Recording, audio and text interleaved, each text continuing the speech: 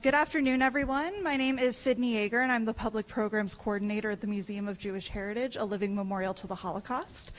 Now, in its 24th year, the museum is committed to the crucial mission of educating our diverse community about Jewish life and heritage before, during, and after the Holocaust. As part of that mission, our programs are meant to illustrate the stories of survivors, broader histories of hate and anti-Semitism through time, and stories of resistance against injustice. Today, we are honored to be joined by Solomon Kofinas, a Holocaust survivor born in Athens, Greece. After the Nazi invasion of Greece in 1941, Solomon and his older brother fled to the outskirts of the city, where they hid with the help of Greek Orthodox Christians and later with distant family members. They never saw their immediate family again. In 1955, Solomon emigrated to New York, where he married another Holocaust survivor and started a family of his own.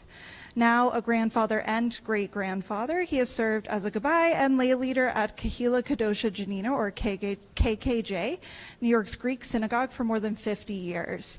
And I would like to take this time to thank KKJ for co-presenting today's program. After Solomon tells his story, we're going to have some time for audience questions. So those of you who are with us in person should write your questions on the note cards that were given to you, and I will collect them when we get closer to the Q&A. And those of you joining us online can put your questions in the live stream chat. So now please join me in welcoming Solomon. Thank you. I'm Solomon Kofinas. I would like to thank you that you come to hear my story. I immigrated in the United States in the end of 1955, and I came like anybody else. Much closer, okay. I came in like any other immigrants come in for better life, because in Greece, when after the war we have a civil war, and then we couldn't get no work over there. That's why we decided to immigrate to the United States, and as soon as we came here, we got the work that we miss in Greece. Before the war, my family in Greece was consist of 6 people. It was my father, my mother, my sister, my brother, me, and we have a younger brother too, a family of 6, who was very well off. My father was doing business, selling men's suits to the people that have stores, and we have a good life over there. And my sister will bring the groceries to the house, and my mother will cook. So that particular Friday, we wait, and my sister never come back from the shopping, and we didn't know why.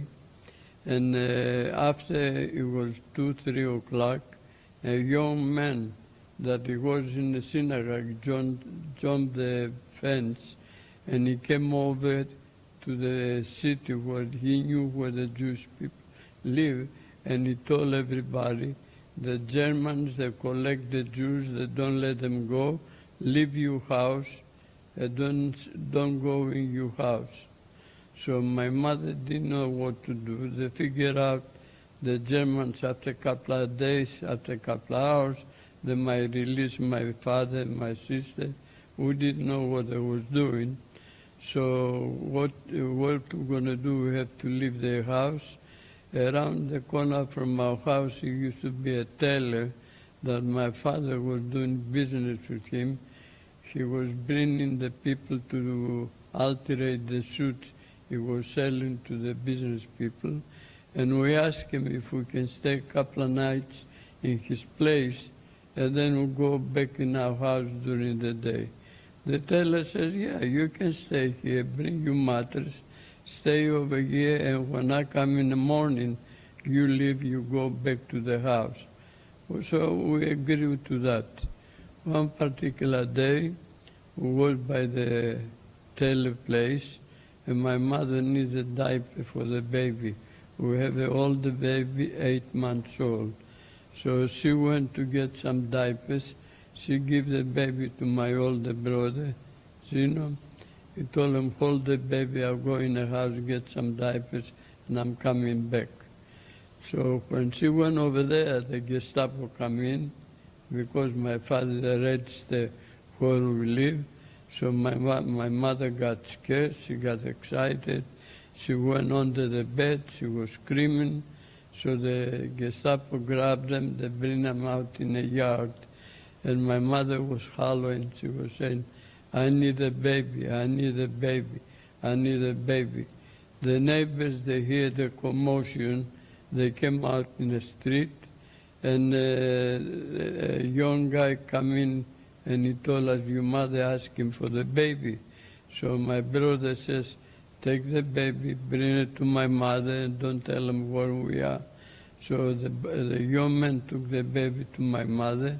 My brother grabbed me and went over the overpass to have a train that go by near our house. And we went over the overpass and went to the family where we knew, and we tell them what's happening. And the lady told us to stay there until the husband come in the night time and see how they can help us out. So we wait over there to Mr. Manoli's house.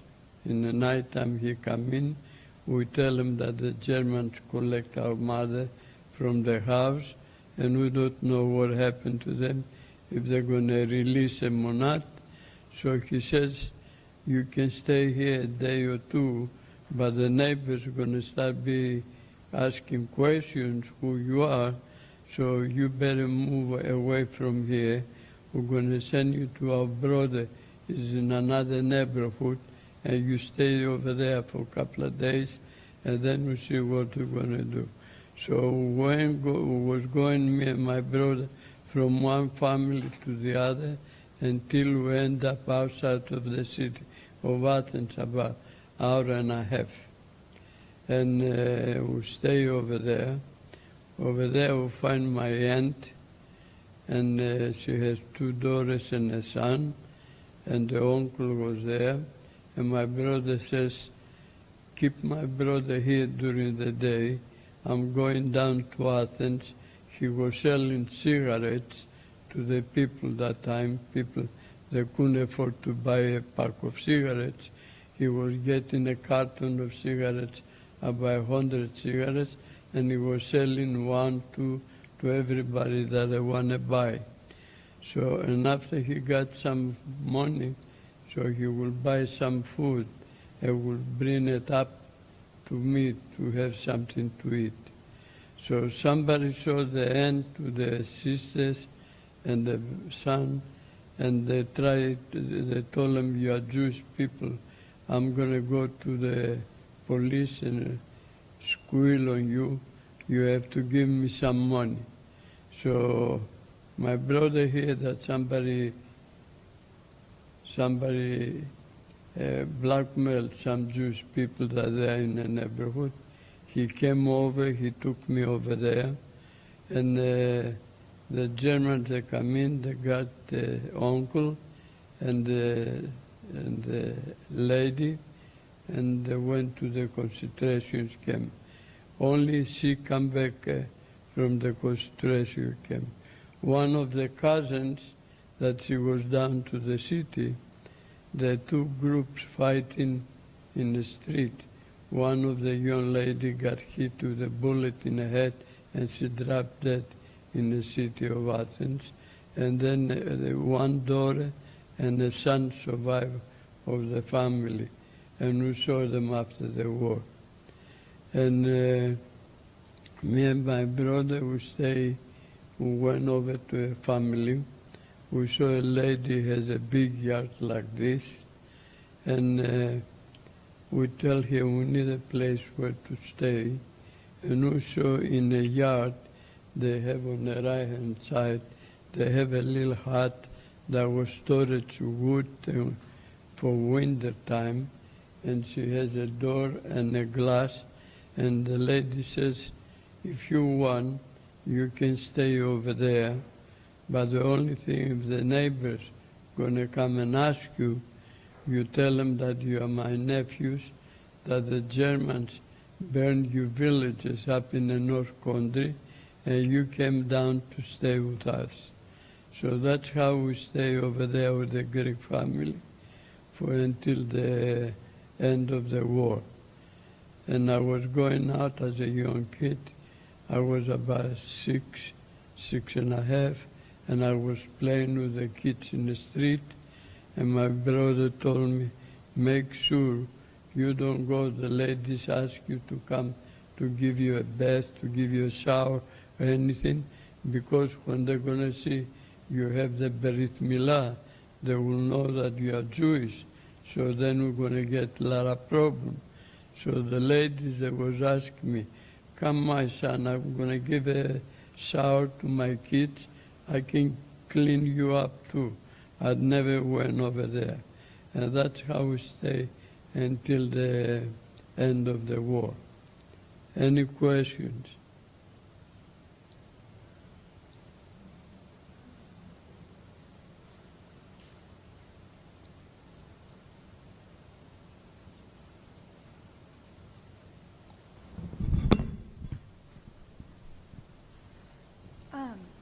Could you tell us a little bit more about your life before the war and the Nazis came Before in? the war, yeah. My family was very well off. My father was, like I told you that he was doing with the business people. We have a lot of food and everything, never we miss anything. And usually when he came Saturday, we walk from our house, we walk to the synagogue every Friday night and Saturday, and then we walk back to the house, and we was very religious. My father has 3 brothers and a sister. He was the older of the family, and when it was a holiday, they used to come to our house and we celebrate whatever holiday was. We have a big yard in the house, and they used to take the wood from the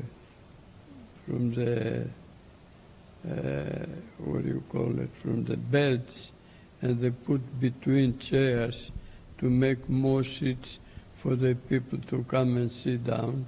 And they used to call people Friday night, they used to bring people that they didn't have place to go to eat on Saturday night and Shabbat, and they used to come in the house and stay over there and eat with us all the time. So the other brothers, we have Machil, one of the brothers. After the war, they went to Israel. The other brother, Yosai and Leon, the Germans, they took it and they disappeared. And my father too. Since they went to the synagogue and they never come back, we never saw them. And my mother, the same thing. When the Germans, they got here, we never saw them again. And me and my brother survived. Can you talk a little bit more about how the relationship between you and your brother changed when you escaped from Athens? My brother was older, of course. He tried to take care of me, and he went all the time down to the city, and he was selling, like I told you, cigarettes and so on. But we was very close with my brother. But he became a father to me. That's how we survived both together. But it was really hard. It was really hard. And how did you make the decision to leave Athens? The decision we make because in Greece, after the war, we have a civil war, and we couldn't get no work over there. I went to the art school after the war. The art school from United States came to Greece, and they got all the Jewish kids, they give them education, they give them a profession to be able to go to work outside in a city, so they can make a living. And I became a mechanic, and I was there for 4.5 years, and I became a mechanic. And then we hear about United States, you can get more work. And I say, maybe I can make my papers to come to United States. I make papers, and I was waiting about 5 years, 5.5 years before I can get my visa to immigrate in the United States. I got a work over there after I finished the school in Greece. I last in one place for 5 days, and another place they sent me home. As soon as they saw I'm Jewish, they sent me home, and I got another place, work. I went over, I worked for a day and a half, and I was sent me home too. And then I find out it was a big eyeglass factory outside of Athens, and I tried to get a job over there, and I did get a job. The boss of the factory was very big, was a Jewish guy. Any Jewish person who went over, right away they give them work, and I work over there until I come to United States. And can you tell us a little bit more about what it was like to be in hiding during the war and sort of how you felt during that time? Well, I didn't have no fear to anything, but because I was a young kid, they can't do anything to me. The only thing I was stay over there in the house, and I was going outside to play with other kids in the neighborhood. But the only thing we did, like I told you, the ladies, they want to help me out, they want to clean me and everything, because they saw 2 kids. They don't have no parents, and we stay over there in that yard. So my brother told me not to go to the ladies to give me a bath and to clean me up. So I didn't go over there. But otherwise, I didn't have no fear of anything. I think the people where we stay, the ladies have 4 sons, and I think the sons was with the resistance, because when it was night time, they have a curfew. Nobody could go out after 7 o'clock until the morning. All the sons, they used to go out in the night time, and they told me, and they told my brother, if the neighbors ask you anything, you tell them nobody go out in the night time, and we don't know nothing. So were you pretty aware of what was happening in the war while you were in hiding, or did they try to keep it from you? My brother that was going down, and he was selling cigarettes down to the city. He told me that the Germans was there, and they were collecting people, and it was very hard for everybody to make a living. And usually people from the villages and the farms, they used to come down to the city, and they tried to sell some food, some flour, some beans, stuff like that. Otherwise, everybody has a hard time. Could you talk a little bit about how your experiences during the war impacted your Jewish identity and how you, sort of how you see Judaism? What happened, we lost our Jewish identity because we couldn't go to the synagogues. The synagogues don't exist. We couldn't go, it was any holiday. We didn't know what holiday was or anything. And it was very difficult, because if you have a family and then you lose your parents and you lose the connections of the uncles and cousins and everything, and would be left only me and my brother, it was very hard, very hard to live. But we survived until 1944. And did things change for you when you started becoming involved with KKJ here? Yeah, I knew the synagogue exists from Greece. When we came here to United States, I was supposed to go to Springfield, Massachusetts, That was my visa, was somebody make a visa for me from Springfield, Massachusetts. So I went over there, but I knew I have a cousins in New York. And before I left, my uncle Enrico told me a week before I leave for United States, he told me we have 2 aunts in United States. I say we have relatives in United States. I never heard this before I came to United States. So I left on the weekends. I used to come down to the New York, and I was going down to the KKJ, to the synagogue. I knew it exists. That's where I met my wife, and it used to be a newcomer, and we used to go out all together, and we got married between the newcomers, and that's how we stay here in New York. And I decided to move from Massachusetts to come down to New York, and I stayed in Kula's house until we got married. That's amazing. Could you tell us a little bit more about your wife and how you met? And Kula has an older brother, older sister, 2 sisters. One, she passed away, and the other one, we still have a sister in Florida. We visit them, funny, but she has a big family, and for me it was something different that I got access to a Jewish family. Her mother used to be a very good lady. She used to love me, and she cooked.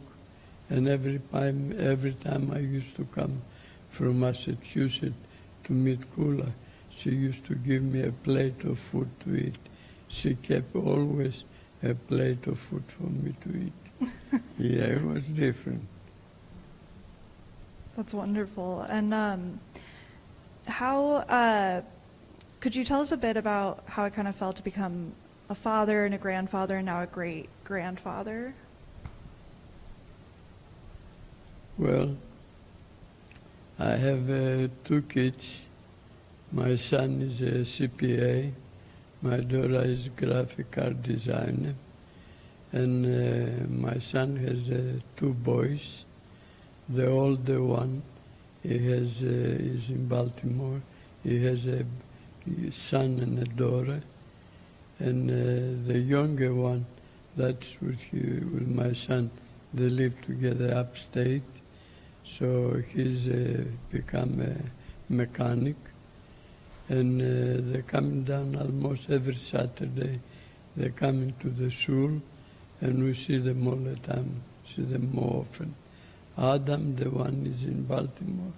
We see them sometime. You call up, we see him on the telephone. We see their kids. And we're planning to go see them personally, but we don't know yet when I'm going to be able to do it. And I think one last question before, if anybody has audience questions, if you want to start passing those to the front, and I will come collect them in a moment. How do you feel that being sort of a Greek Jew and being involved in the Greek community has impacted you sort of throughout your life, and especially your life here in New York? You repeat that? How do you feel that being a Greek Jew and being involved in the Greek Jewish community has impacted you in your life in New York? Well, being Jewish, I didn't know when we came that we have so many Jewish people over here in New York. It was really very easy for us to say that we are Jewish, especially when we came on holidays. In Greece, we couldn't have the place closed. They used to have the store open. But here, when it comes to Jewish holidays, you see we lived in a downtown area, and they have all the stores closed, and You know that it's a Jewish holiday, and we appreciate that one. In Greece, we didn't have that one, unfortunately. Awesome, thank you. So we have a few audience questions. So were you going to school while you were in hiding? It was no school when we was hiding. The school, they all closed during the war. They opened after the war finished. And I went to the old school. Gotcha. But afterwards, all the public schools, everything was closed. No kid went to school. Gotcha. And has your experience been recorded anywhere else in in any books or any films or anything like that? When? Has it been recorded at all? Has your experience been recorded in any other sort of medium? No, we didn't have nothing. Okay. We're the first. Nothing. That's exciting. Oh, go ahead. You were interviewed by the Spielberg Foundation, right? Right. Yes. Oh, You okay. also were interviewed up at the Supreme Court up in the Bronx. We have that on recording. Yes. Annually, so Yes. you are a star, Yeah. For those of you on the live stream, we just heard that Solomon was recorded by Spielberg's Foundation and also at the Supreme Court up in the Bronx. Spielberg's Foundation and also at the Supreme Court up in the Bronx. A little bit about your wife's survival experience, like what you know about that.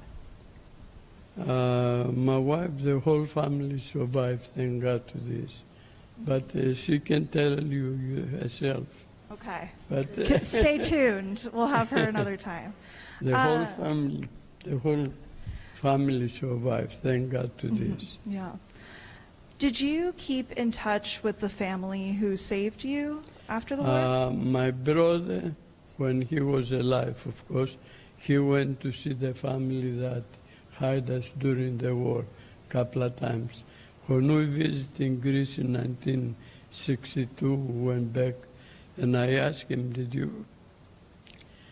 you go to see the people that they hide us? He says, I went over and I see the people a couple of times, and I tell them that we are very well off, and we thank them. Yeah, he did win. Just going off of that, can you sort of expand on returning to Greece and how that felt to go back after the war? We liked Greece because it's our first home, but the United States is our second home. We visited Greece. Of course, after 5 years we visited, we make a trip to go to Greece. It was very nice, but we like United States. We like to come back. Yeah. After we went for 2-3 months vacation, we got tired over there. We want to come back, and we like to come to eat hamburgers or McDonald's. Okay, so one last question from the audience. What was the relationship like between the Greek Christians and the Greek Jews before and during the war? In the place where we stay in Athens, we was the only Jewish family in the area, about 4 or 5 blocks. And everybody knew we were Jewish, and we didn't have no problem with everybody in the neighborhood. Even the kids, we play with all the kids. We went in their home. They came in our place. We didn't have no problem with nobody before the war, even after the war. What happened with me, when I need some papers to come to United States, I have to go to the Greek church. It was 2.5 blocks away from the house, and they have to verify that I live in the area before they give me some papers to come to United States. So I went to the Greek church. I go in, I have the papers. I walk in. I ask the guy that helps around clean the church and everything. I say, where is the big priest? He says, go down there. He has keys in his office. So I went over there. I go in. He says, what do you want? I say, I need some papers. I need these papers to be signed to verify that I live in a neighborhood. So this way I can live for United States. He says, let me see the papers. So I give him the papers to see. He says, come back in 2 weeks. I'm too busy now. He was reading the paper. He was doing nothing. So he didn't want to sign the papers for me. He says, come back in 2 weeks. I say, I need a paper this week. I have to go to the embassy. He says, I'm too busy. So I take the papers and walk away. The little guy that was cleaning the synagogue and that was taking the candles off, and he make a room for people coming to put a new candles to light them in a church. He tell me, don't go away. He says, stay here. I say, I didn't know what you want with me. He says, don't go home, stay here. So I stay over there. After 10, 15 minutes, the big priest will go out for lunch. So the little one stayed there watching the old priest to go out. So the old priest come out from his office, he go on the side door and go up to leave. So he says, stay here, he tell me. He ran by the door and was looking how far the priest went away. After he see him, he was in the next block. He came over, he says, come with me. We go in the office, he says, give me the paper. So I give him the paper, take the stamp, he stamp it. He says, take the paper and go with my blessing. I just want to make sure, do we have any other questions? Yeah, in the back.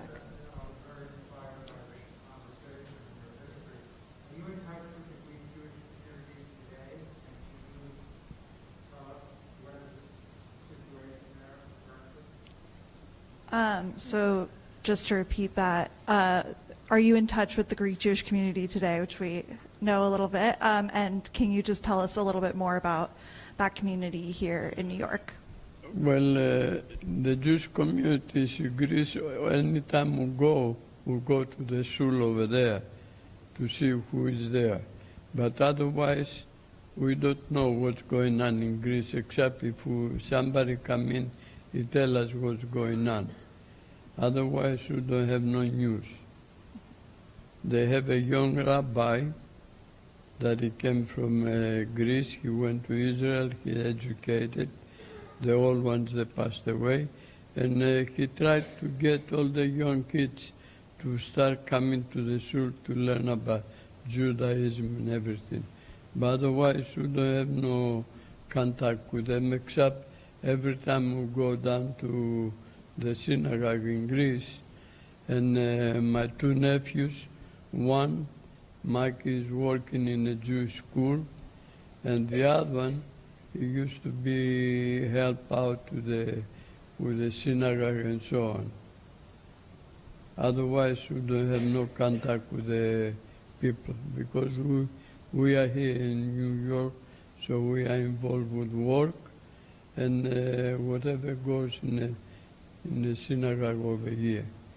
And sometimes we get news what's happening in Greece. They need help for this, or they need money to do this, to do that, and so on. Otherwise, that's the only contact we have in the community in Greece. Any other final questions? I know we had a few people come in since we began. Going once? Going twice? Okay, well, I'm going to end with one more question of my own. Okay. Why is it important to you to tell your story, and what do you hope that people take away from it?